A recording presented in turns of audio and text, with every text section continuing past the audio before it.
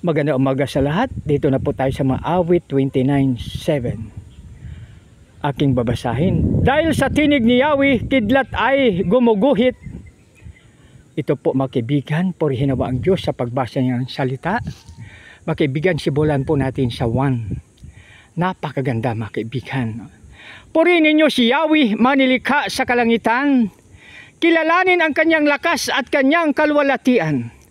Purihin ang kanyang maluwalhating pangalan. Sambahin si Yahweh sa banal na kaayusan.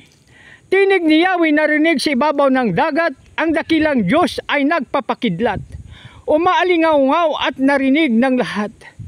Tinig ni Yahweh, makapangyarihan at punong-puno ng kadakilaan. Maging ang punong sidar ng Libanon sa tinig ni Yahweh, mawawasak ang maiyon. Parang guyang pinalulundag niya ang mabundok ng Libanon, parang turong pinaluksyo niya ang bundok ng Hermon.